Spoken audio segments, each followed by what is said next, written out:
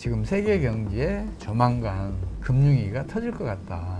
미국은 조만간 유동성 위기에 빠질 수밖에 없다. 미국에서 만약 금융위기가 덮치면 우리나라 경제도 덮칠 가능성이 높다.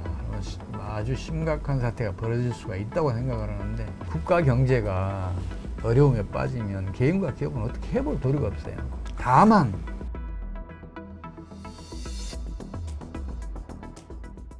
최근에 물론 뭐 가능성은 낮겠지만 지금 미국 부채 한도 협상 지연에 따른 미국 디폴트 우려까지도 나오고 있는 상황이거든요. 이게 소장님께서 보셨을 때 진짜 현실 가능성 있는 얘기인지, 만약에 이 디폴트가 나온다면 우리나라 경제가 어떻게 되는지 이게 좀 궁금합니다. 이 국가 부채가 과다해지잖아요. 그러면 정권도 망하고 나라도 망해요. 이게 이제 역사적인 경험이거든요. 또 사실 이런 유럽이 이제 절대주의 시절에 소위 말해서 다른 나라를 식민지화할 때 이제 빚을 많이 빌려줘서 그 정부를 올가매서 그냥 무너지게 하고 자기네들이 이제 식민지 삼고 그런 정책을 펼쳤었어요. 예, 그런 걸 생각하면 이제 부채라는 게 엄청 위험하죠. 예, 그래서 국가 부채가 그렇게 위험한데, 근데 그 국가 부채가 시장에서 잘 소화되잖아요. 특히 국채가. 국가 부채라는 게 이제 채권을 발행해서 이제 정부가 돈을 쓰는 거니까 그걸로 이제 국가 부채라는데, 근데 국채가 시장에서 잘 소화되면 시장 금리에 큰 영향을 끼치지 않으면 그러면 그 타격이 그렇게 크질 않아요. 그리고 실제로도 그런 역사적인 사례들, 그리고 다른 나라들의 사례를 보더라도 국가 부채가 금융위기나 경제위기를 초래한 사례는 없어요. 이제 통화 증발에 의존하지만 않으면, 이게 통화 증발에 의존하게 되면 초인플레이션을 초래하니까 그건 굉장히 위험한데, 그걸 제외하고는 그런 사례는 없어요. 그래서 이제 크게 문제될 것은 없다고 생각하는데, 문제는 뭐냐면 이게 그 부채 한도 협상이 결렬이 되잖아요. 근데 이 심적인 타격을 줄 수가 있어요. 그래서 이게 트리거 역할을 할 수가 있어요. 트리거의 역할을 하게 되면 금융위기는 굉장히 빠르게 전개될 수 있어요.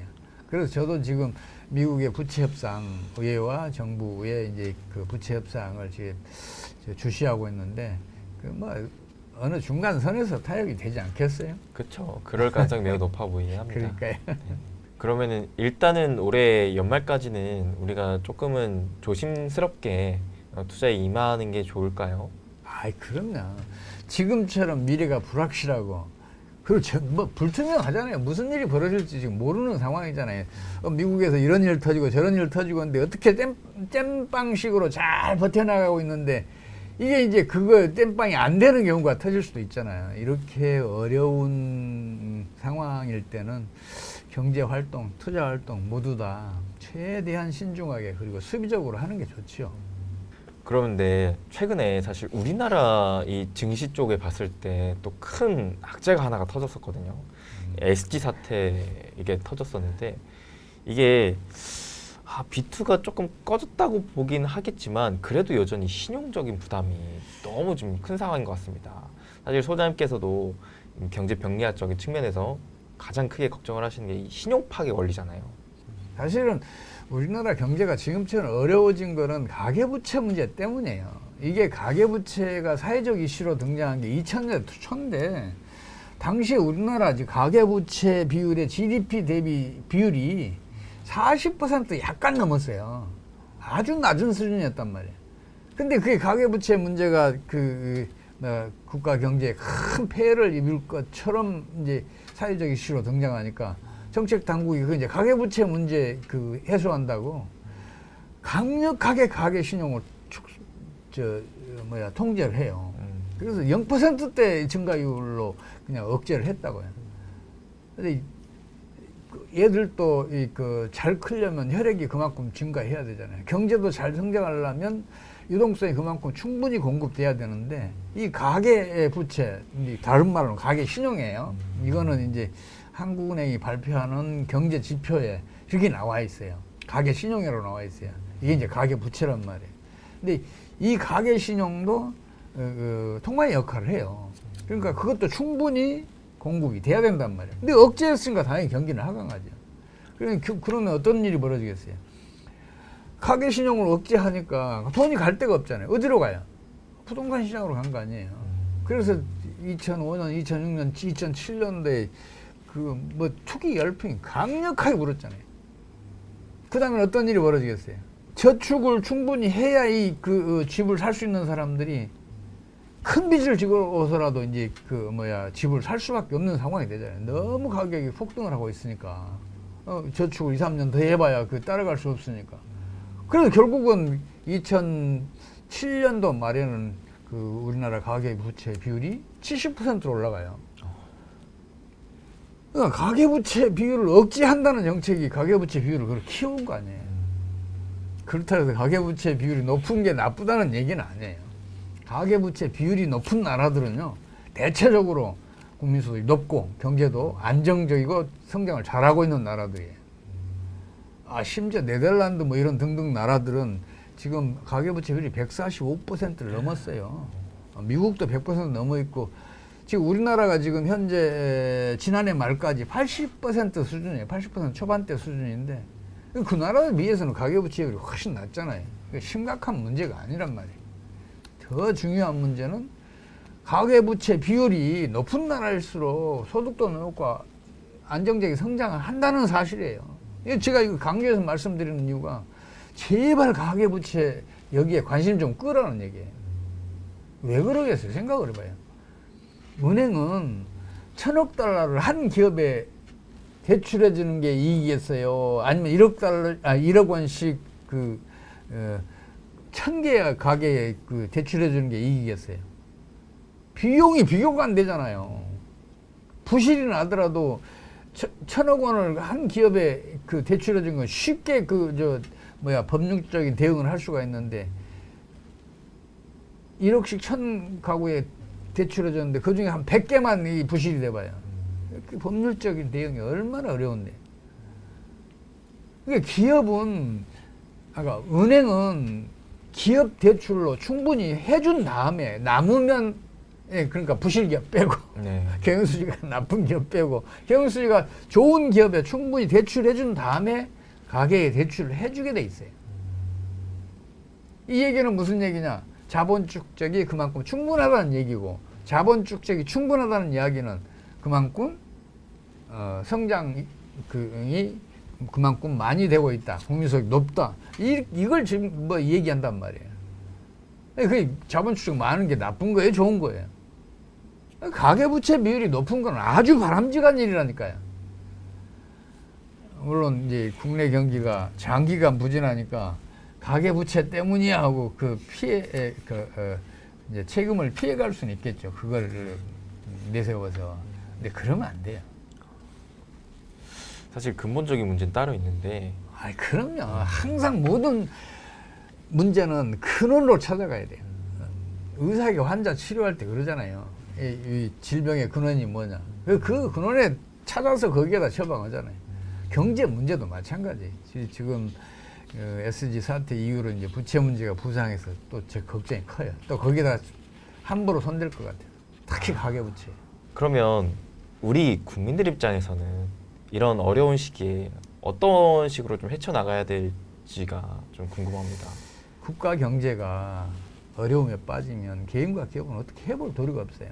다만 최대한 수비적이고 신중하게 경제 활동을 하면서 체력을 길러놔야 돼. 그 위기를 이겨낼. 그리고 그 체력을 뒷받침하기 위해서는 또 현금도 좀 확보하고 있어야 돼. 확실히 지금은 어느 정도 공격보다는 수비를 하면서 내 체력을 키워놓고 나중에 또 때가 왔을 때, 기회가 왔을 때 또 멋지게 또 싸워서 이길 만한 그런 체력을 기르는 게 좋겠다라고도 또 생각을 합니다. 근데 저번에 소장님께서 출연해 주셨을 때 이렇게 힘들지만 또 이런 힘듦을 이겨내면 우리나라가 또 이렇게 치고 나갈 수 있을 만한 강한 또 산업이 있다라고도 얘기를 해주셨거든요. 우리나라의 또 국력을 키워줄 수 있을 만한 대표 산업, 이 부분에 대해서도 다시 한번 또 구체적으로 설명해 주신다면요. 지금 국민소득 5만 달러를 견뎌낼 산업으로 제가 손꼽는 게 수송 기계류를 포함한 일반 기계류, 그리고 산업의 쌀이라는 반도체 산업, 그리고 배터리 산업을 비롯한 정밀화학 산업, 이런 산업들이 지금 무럭무럭 크고 있잖아요. 그 중에서 시스템 반도체 같은 경우는 10만 달러 얼마든지 견뎌낼 수 있어요. 정밀 기계, 또 소부장, 소재 부품, 그 장비, 또 특히 검사 장비, 이것도 국민소 10만 달러 얼마든지 버텨낼 수 있어요. 또 정밀 화학은 10만 달러가 아니라 어쩌면 15만 달러도 버텨낼 수 있을 거예요. 그런 기업들이 지금 우리 경제에 크고 있잖아요. 근데 심지어는 시스템 반도체를 설계하는 회사들까지 지금 크고 있잖아요. 우리 경제 미래는 엄청 밝아요. 그뿐만 아니라 문화와 산업은 상승작용을 하잖아요. 우리 한류는 지금 세계적인 각광을 받고 있잖아요. 이 문화라는 것은 잘 사는 나라에서 못 사는 나라로 흘러가는 게 정상인데, 아니, 잘 사는 나라가 부러우니까 그 문화를 이제 못 사는 나라가 본받는 거 아니에요. 그래서 문화는 이제 반대로 이제 흘러가게 되는데, 우리나라도 훨씬 잘 사는 나라로 지금 한류를 수출하고 있잖아요. 맞습니다. 그 얘기는 우리 문화의 힘은 지금 그 일반적인 힘보다 지금 2배 이상 강하다는 얘기 아니에요. 이 산업과 문화가 상승작용을 하는 이 상황에서 한류가 이렇게 각광을 받고 있으면 다른 산업들도 충분히 지금 성장을 해야 한단 말이에요. 그걸 지금 못하고 있는 게 저는 이제 경제정책, 특히 환율 상승이 수출을 증가시킨다는 그 잘못된 믿음으로부터 출발한 이제 경제 정책들이 지금 현재 우리 경제난을 초래하고 있다고 저는 보고 있어요.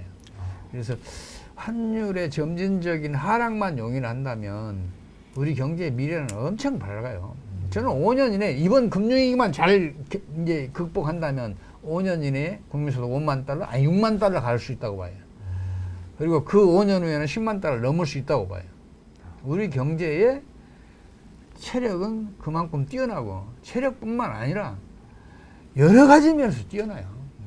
저는 그렇게 믿고 있어요. 마지막으로 혹시 또 우리 시청자분들께 또 한마디 해주신다면요.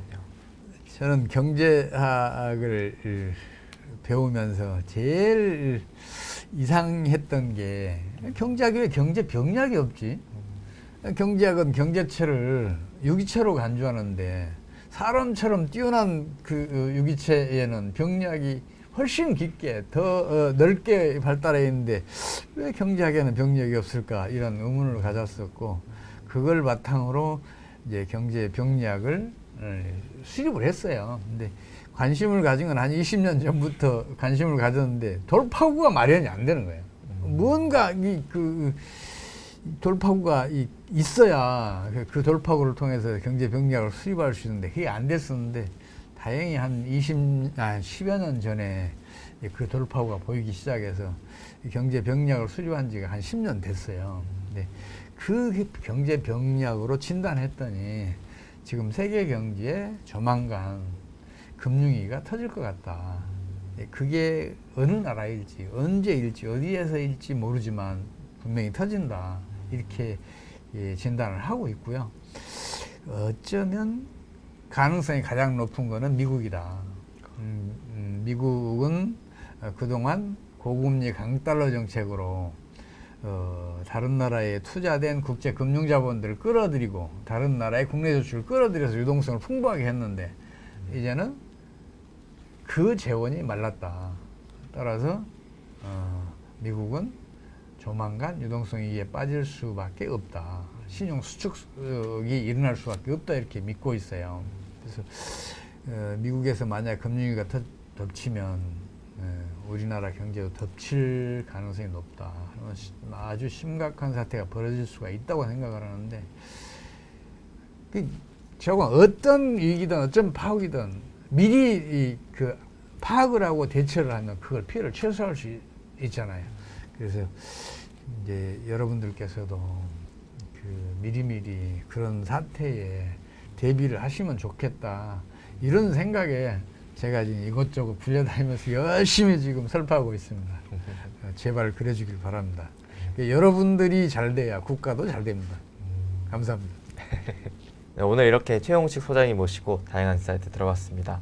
우리 여러분들도 이번에 위기를 잘 극복하고 이겨내서 다가올 기회의 또 승자가 되셨으면 좋겠습니다. 함께 여러분 응원하면서 인사드리도록 하겠습니다. 여러분 행복되세요.